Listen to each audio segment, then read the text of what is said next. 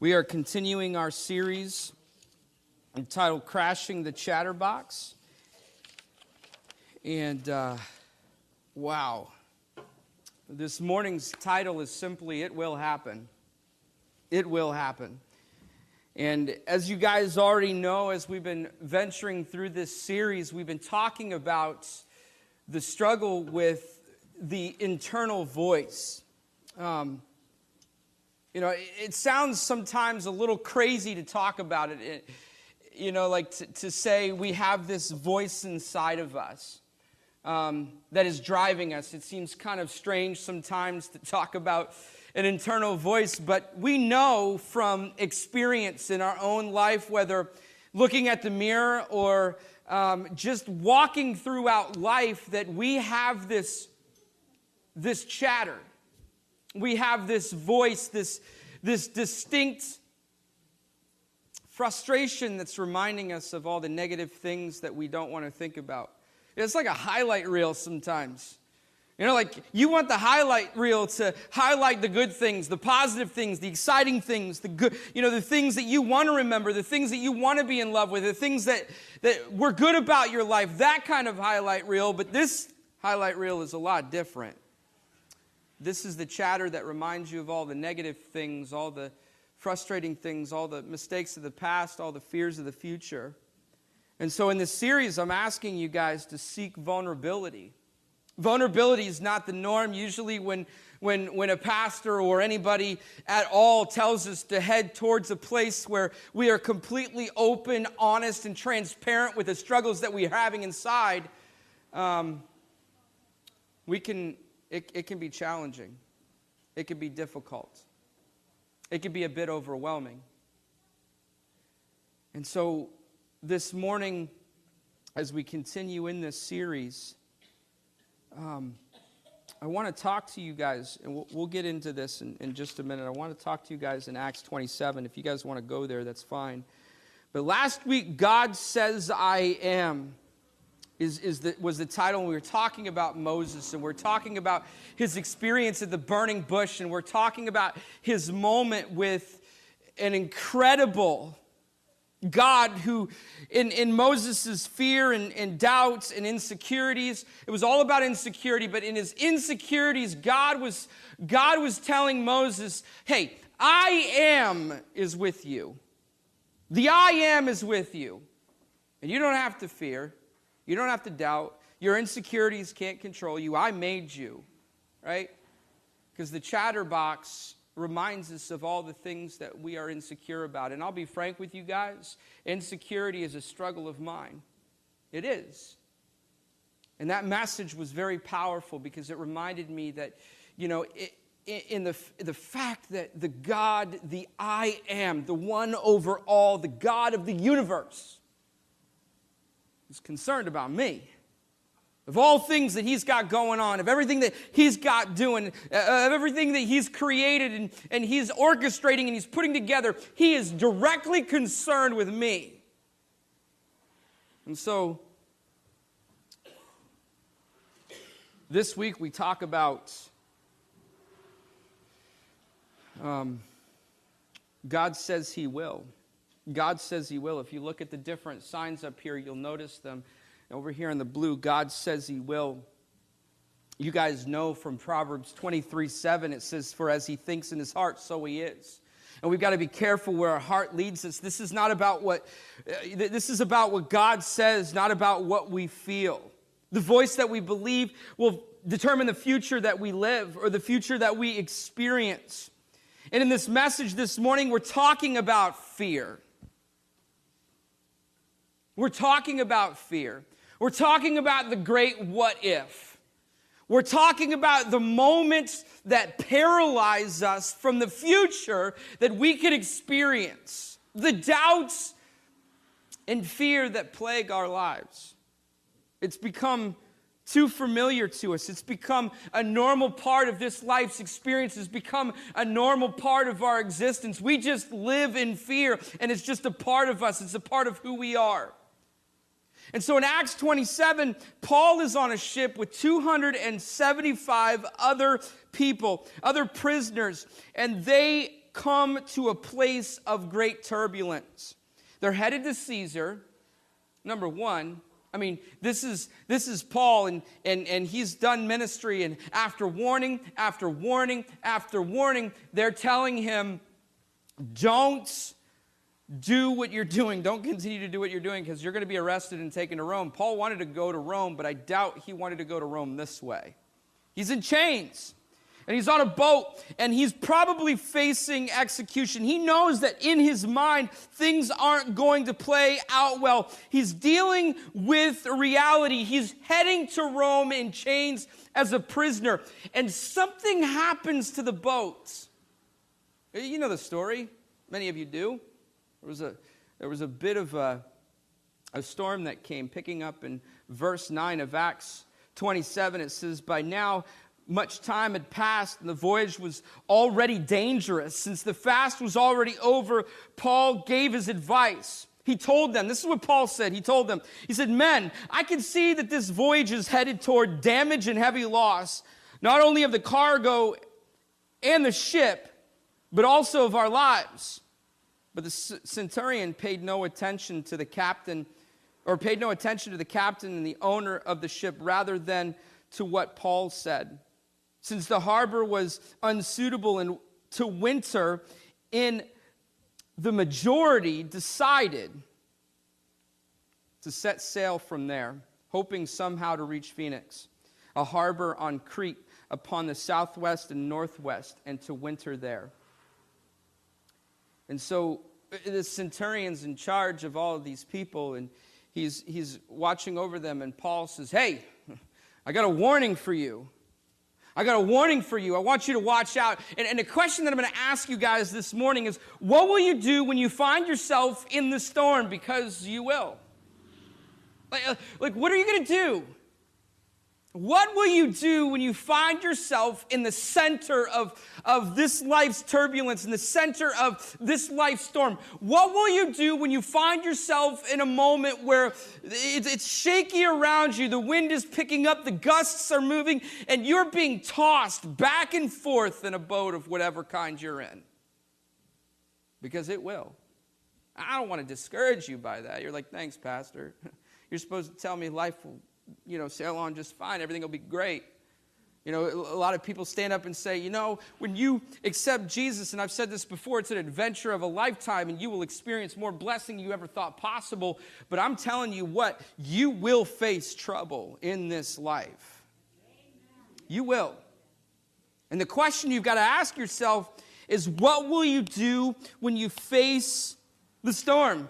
For the centurion, he just excuses Paul's advice, and he ignores it.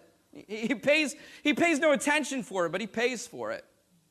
And so, in the way of 3 points, the first point I want to make to you this morning is steer by the Spirit, not by your senses.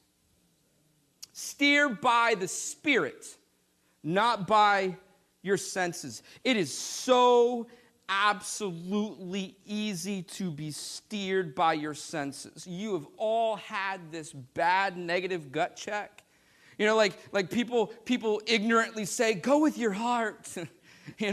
Just go with what your gut feels. How many times have you gotten yourself in a pretty bad predicament because you went with your gut? Oh, come on. I mean, like when senses want to control your life, when senses want to steer you, because when the turbulence comes and the struggle comes and the challenges come and you find yourself in difficult places, your senses are absolutely out of control at times. I mean, they're firing off left and right, and you just find yourself in this anxious, overwhelming place. This is important to recognize. Listen to this. God will warn you, but he will never create worry. God will warn you, but he'll never create worry. God's warnings will ready you and mobilize you for stronger faith. But the enemy, he doesn't warn, he weakens. He will attempt to weaken your faith by planting little seeds of fear and anxiety and fret and doubt and overwhelming. Whatever he can, he will plant it in your life. Joyce Meyer said, worry is a down payment on a problem you may never have. Worry is a down payment on a problem you may never have. And God will warn you, like Paul, through Paul. Remember, Paul's talking to the centurion. He's like, hey, look, bad things are coming. And the centurion blows him off. You know, if he would have heeded Paul's warning, perhaps the situation would have played out differently. But Paul warns the centurion. He ignores it. God will warn us. God will warn us. And if we ignore his warnings, we will suffer loss. I mean, I know that anxiety is sometimes a normal part of our existence. It would be foolish for me to say that there aren't things that we get anxious about, or there aren't things for us to get anxious about, because this world that we're living in right now can be a pretty anxious place to live in. But some of us have accepted some of these struggles and some of this overwhelming worry as if it's the norm, and we just live with it. We're up at night. We can't sleep. We're doing whatever we can in order to get some rest. I mean, some people in our world right now, they will use whatever drug they have to and whatever drink they have to get to sleep at night because they are so captured and overwhelmed by worry. And it's just normal. It's just a part of life. It's just a part of how we exist. Our lives are being steered by something. Are we being steered by our senses, or are we being steered by the Spirit? That's the question. Are we going to steer by our senses, or are we going to steer by the Spirit? Are we going to allow His Spirit to guide our lives and to lead us and to motivate us and to push us into new places? Are we going to let His warnings lead us to places of greater cause and purpose and greater victory? Or are we going to allow our senses to overwhelm and cripple us? A lot of feelings that we might have sometimes are a great lie. They can be. God's Spirit can forecast the future, but our feelings can't. If you continue on in the stories, Acts 27, starting with verse 13, it says, when a gentle south wind sprang up, they thought they had achieved their purpose. They weighed the anchor and sailed along the shore of Crete, but not long afterward, a fierce wind called the northeaster rushed down from the island. Since the ship was caught and was unable to head into the wind, we gave way to it, and we were driven along. We were driven along. Some of us, I'm using symbolism here, some of us, our worries we've given way to, and they've driven us along. Some of us, when we panic and we fear and we worry, we just go with it. It's driven us along. It's led our lives. We aren't sleeping. We're not even being completely ourselves to the people around us. We are so paralyzed by fear and worry that our relationships are damaged. People don't know us really. Some of us, we've seen it in people's lives. Some of us have experienced it ourselves. We can nearly bite our nails down to the quick because we're so in agony and overwhelmed and anxiety and just like so gripped and paralyzed. Check this. There's a fine line between paranoia and precaution. You catching me? There's a fine line between paranoia and precaution. And I know this because I have 4 children. Oh man. Like Thursday we had field trips and it just so happened that 2 field trips were happening on the same day. And so Kelly was heading one direction in Vermont. I was heading down to Concord. We had a baby being watched in Whitefield. And then we had our son at the Montessori. We were all in different directions, and I had to hone it in. My wife and I had to pray like it's going to be okay. And I know she's not up here. She's probably watching babies. But Kelly was just like, I don't know how to handle this. I don't know how to deal with this. What if I'm not there? What if I'm not there?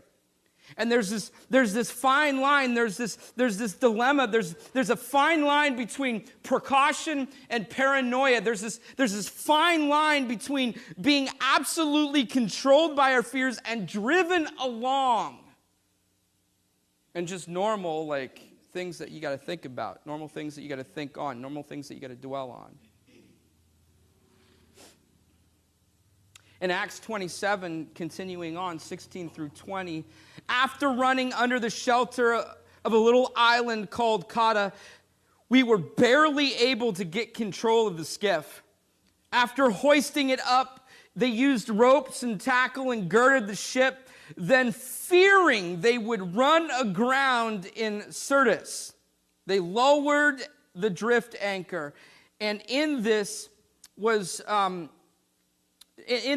way, they were driven along, as we were talking about earlier, because we were being severely battered by this storm. They began to jettison the cargo the next day.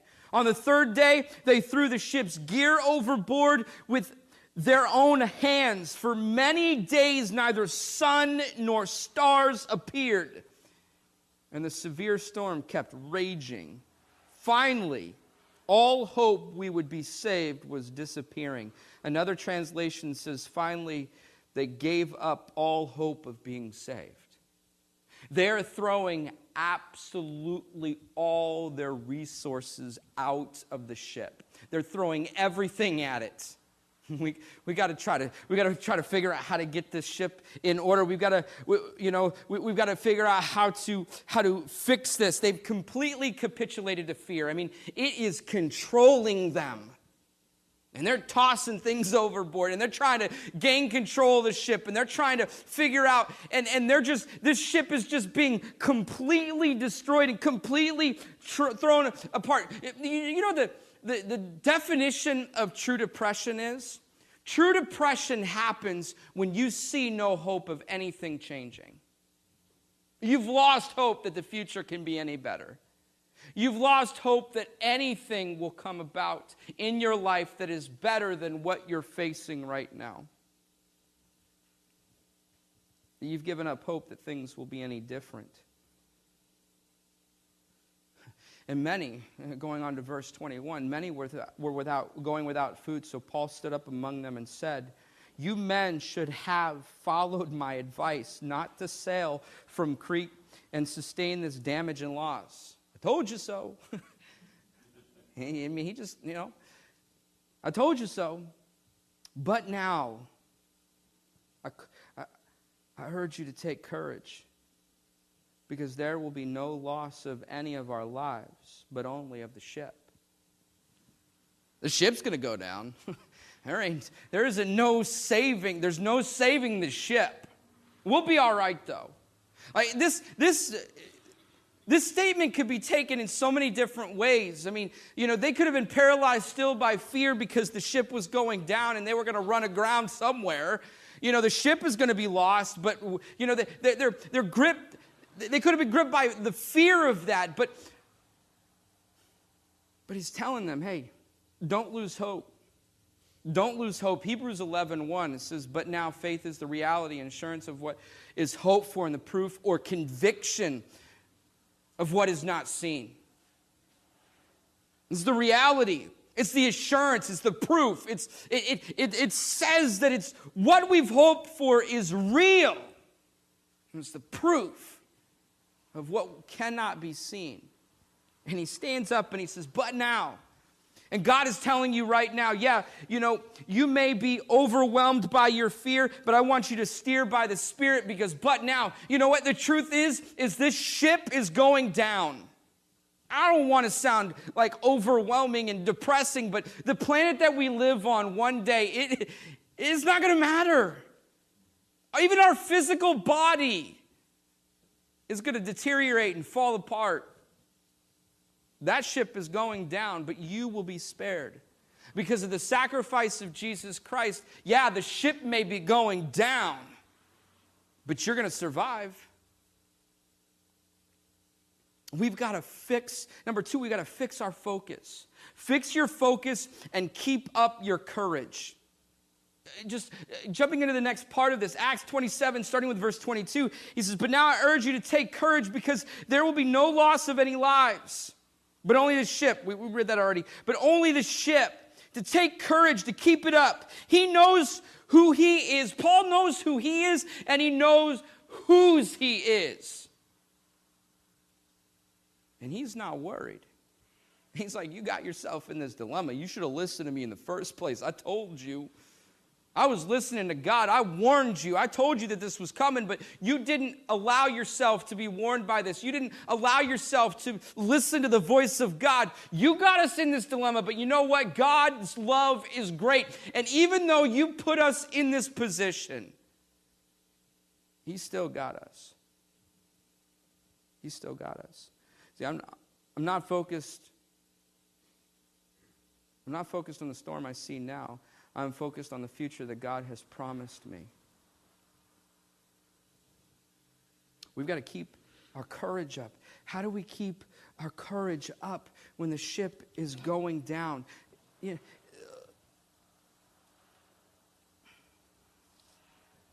can't always fix your condition, but you can choose to fix your hope. You can't always choose to fix your condition, but you can always choose where to fix your hope. You see, fear is fueled and powered by our focus, but the same is our faith. Just as much as fear is fueled by our focus, so is faith. Faith is fueled by our focus. It's powered by our focus. The hope is not in the boat. The hope is not in the sailors. The hope is the one in whom He trusts. I don't know if you guys remember, I don't know if you guys would know, he's a gospel artist. You guys familiar with Kirk Franklin? Anybody know who Kirk Franklin is? I mean, this guy can write some incredible music.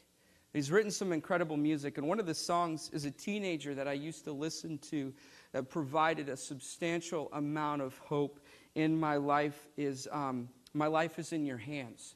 I don't know if you guys have heard that song or remember that song, but I would encourage you, for those of you who can, go look it up. The words go like this: you don't have to worry, and you don't have to be afraid, because joy comes in the morning. Troubles, they don't last always, for there's a friend in Jesus who will wipe your tears away, and if your heart is broken, just lift your hands and say, I know that I can make it, and I know that I can stand. No matter what comes my way, my life is in your hands. And then he goes on to say this, and this is what some of you need to say. With Jesus, I can take it. With Him, I know I can stand. No matter what comes my way, my life is in your hands. Tests and trials may seem to get you down, and all your friends and loved ones are nowhere to be found. Remember, there's a friend in Jesus who will wipe your tears away, and if your heart is broken, just lift your hands and say, with Jesus, I know I can take it. With Jesus, I know I can stand. Fear's greatest hit is what if. Fear's greatest hit is what if. What if? What if? What if? What if? What if? You know, most of the things that we're nailed by in this life, that we're sidelined by or T-boned by or whatever, most of the things that we're caught off guard with are the things that we never worried about in the first place. They catch you catch you off guard at 2 o'clock in the afternoon. You just, boom, it's there. You just never saw it coming. And fear's greatest hit is what if. I came into contact with a real challenge with this when I was entering my first year of master's commission as a student, 19 years old. I went away to school and I had plans of ministry and so on. And I'm going to get real personal with you guys for just a minute. My mom called me about 4 months in and she said, I need you to pray. I need you to pray for your sisters. A lot of you guys have met my sister. My sister, God has done some amazing things to, some transformational things with. I mean, God has set her free of so much. But my sister was seriously facing suicidal thoughts. It came to the point at one point that if she had been left for an extra 20 minutes, she would be gone. She overdosed on pills. She just, whatever she could find, she took. It almost took her life. And I'm sitting there at ministry school, and I'm just like, what if, God, what if I'm not there? What if something happens? What if, because the truth is my dad was gone, and whoever, like, the craziest thing is my dad said to me right before he died, right before he was killed in an accident, he said, if anything happens to me, son, take care of the family. I was 10. I was 9, actually. That's just overwhelming for any child to accept. And then the man that my mother was married to, just being completely transparent, was much of a father. And so here I am at Masters, and I'm praying in the morning in my ministry school, and I'm just like, God, what if something happens? What if my sister commits suicide? What if I'm not there to save her or rescue her? What if I lose her? And it just came to the point where God said, well, Seth, what if she does? What if she does? What then? What will you do then? How will you handle it then? What will you do then? What if it does, Seth? What if it happens? What if? What if it does? Well, it'll be hell. It'll be hard. And Jesus in that moment said, but I will never leave you. We'll get through this.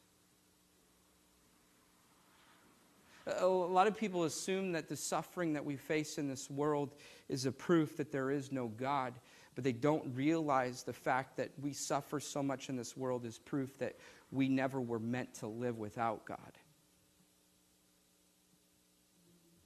And sometimes, some of you, you've got to get to that place where you say to yourself, not what if, but what if it does?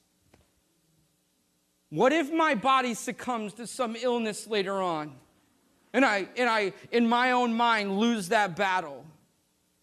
What if the one that I love, the one that I care about, the one that I deeply, what if they're suddenly gone? What if it does? Their ship's going down, and there's nothing they can do about it. Fear's greatest hit is what if. But you've got to ask yourself, in the worst case scenario, when the worst case scenario plays out, God will be there when the boat breaks. He's going nowhere. Whatever title or perspective you put it on, when it hits the fan, when things go awry, when life suddenly is a disaster, and you think, I never thought it could be this bad. I never thought I could sink so low. I never thought life would be this hard. God is telling you this morning, stop fearing the what ifs, because if it does, you're still with me and I'm still with you.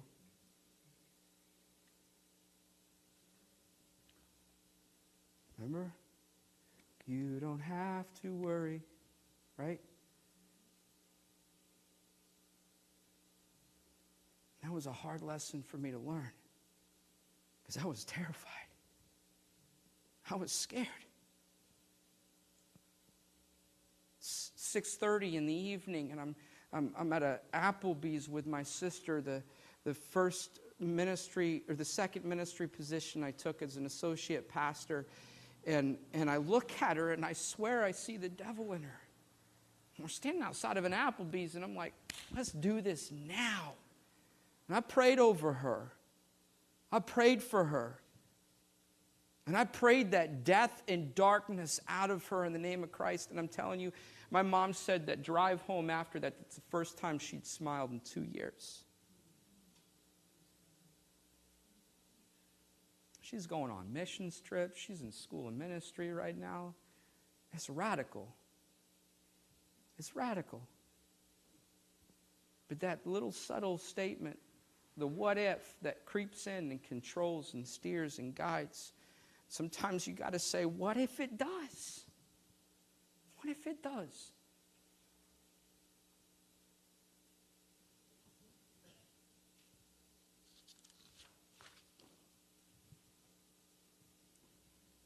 Only the ship will be destroyed.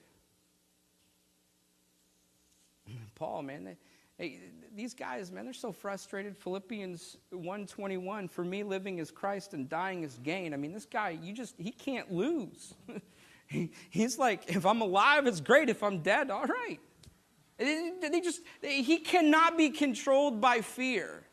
He cannot be overwhelmed. He is so certain of his life. And in Acts 27:39 through 44, when daylight came, they did not recognize the land, but sighted a bay with a beach. They planned to run the ship ashore if they could. And after casting off the anchors, they left them in the sea. At the same time, loosening the ropes that held the rudders, then they hoisted the foresail to the wind and headed for the beach. But they struck a sandbar and ran the ship aground. The bow jammed fast and remained unmovable. And when the stern began to break up by the pounding of the waves, the soldiers' plan was to kill the prisoners so that no one could swim away and escape. But the centurion kept them from carrying out their plan because he wanted to save Paul. So he ordered those who could swim to jump overboard first and get to land. The rest were to follow. Some of the planks and some of the debris from the ship. In this way, everyone safely reached shore.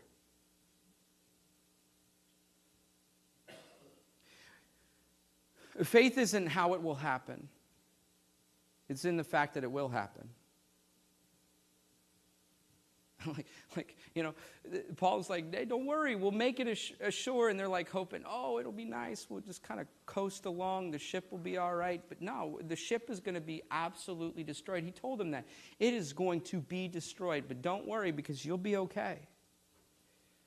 You'll be all right. So they get ashore.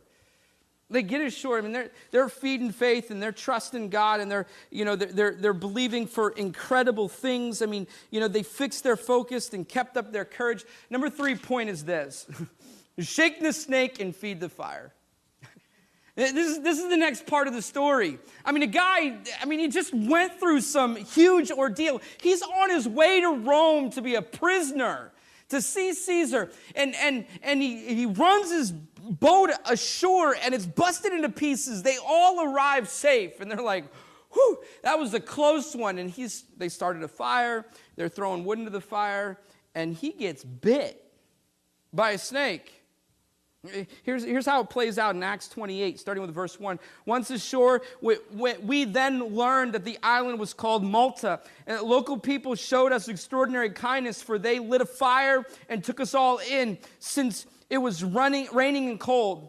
As Paul gathered a bundle of brushwood to put it on the fire, a viper came out because of the heat and fastened itself to his hand. Come on, really? Right? When the local people saw the creature hanging from his hand, they said to one another, this man is probably a murderer, and though he has escaped the sea, justice does not allow him to live. In verse 5, however, he shook the creature right off his hand into the fire, suffered him no harm. They expected that he would swell up and suddenly drop dead. But after they waited a long time and saw nothing unusual happen to him, they changed their minds and said he was a god. They made the assumption he was God. And later on in this story, if you read the entire story, later on in Acts 28, 7 through 10, they begin doing ministry where they are. I mean, amazing things are happening here. Shake the snake and feed the fire. Like, if you're going to get through times of fear and those times of insecurity, when that chatterbox is telling you the what ifs, and that chatterbox is telling you you can't, and that chatterbox is telling you you're not going to survive, and that chatterbox is telling you the worst case scenario is going to play out, you got to shake that snake and feed that fire. You will find yourself receiving information from the people who have the best intentions. They will tell you things that you know, they're like, well, we gotta be honest, and we gotta tell you the truth, and you gotta see things more clearly. You gotta understand what's going on, and so on and so forth. And they want you to see the world from a more wise perspective. And all they're doing is they're latching onto you and they're discouraging you. I'm not telling you to throw people into the fire, but I mean, just shake it off and feed your faith. Feed it. Feed it.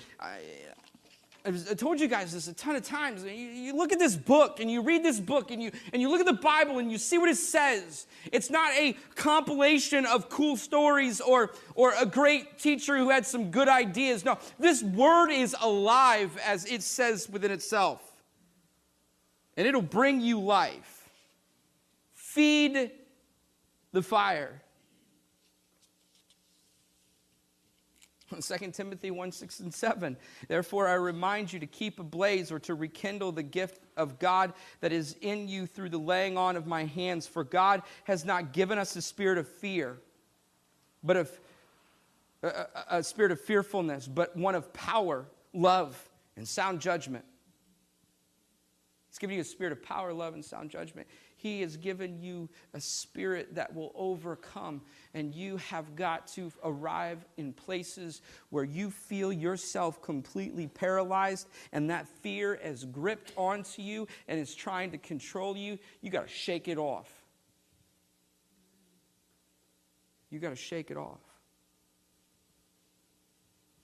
The familiar hymn says it this way. Through many dangers, toils, and snares, I have already come. 'Tis grace hath brought me safe thus far. And grace what? Oh, come on. And grace will lead me home.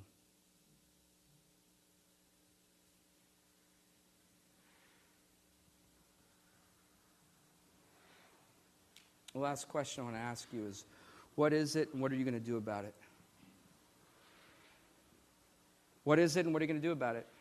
Is it your kids?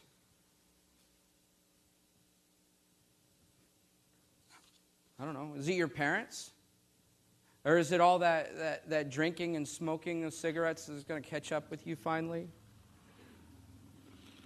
Is it your husband or your wife? What is it? What is your fear? What is gripping you with anxiety? What is pressuring you? What is keeping you up at night? What is controlling your life? Is it that cancer scare? Is it that subtle ache that you're afraid is cancer, but you don't know for sure? What is it? What has paralyzed your life? What is controlling you? What has taken control of your life? What is Paul's story trying to tell you today? What is your paranoia leading you to? What is it? And what are you going to do about it?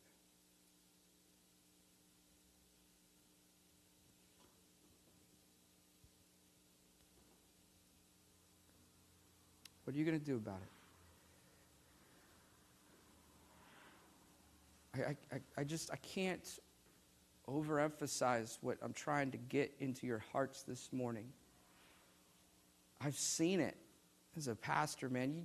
You can look into people's eyes and you can see depression and anxiety and fear and doubt that is so absolutely overwhelming. And I'm telling you this morning that you don't have to be afraid.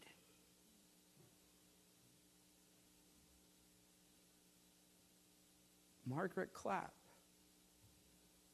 in the hospital, in pain and agony. She wasn't afraid. She wasn't afraid. I remember praying with her the last time she was awake, that last night that I saw her awake. I read some scripture and we prayed, and she just looked at me and she said, "Thank you, brother." She said, "I'll be going home soon." She was not afraid. You don't have to be afraid. What is it?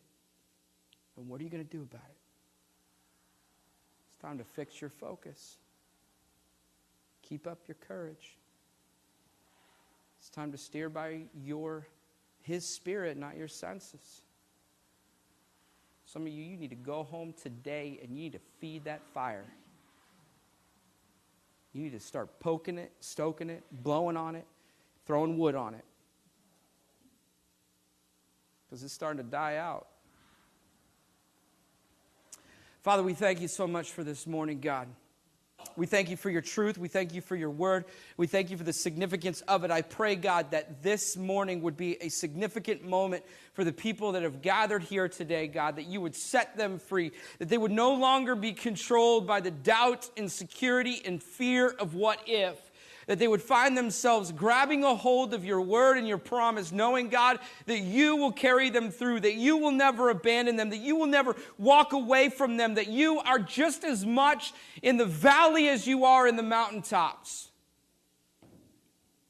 God, I pray today that we would target that fear for what it is, and we would do something about it. That we would seek vulnerability, that we would be honest and transparent, that we would open our hearts up to the reality of what is happening and what we're allowing to control us, that we would go to the people that we trust and confess to them, ultimately confessing to you, God, and that you would remind us. God, you even keep our tears. You even keep our tears. You are that concerned with every individual life.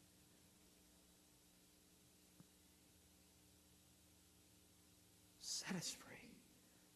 Set us free today, God.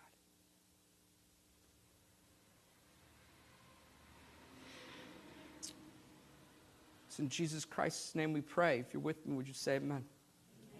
Amen. Amen.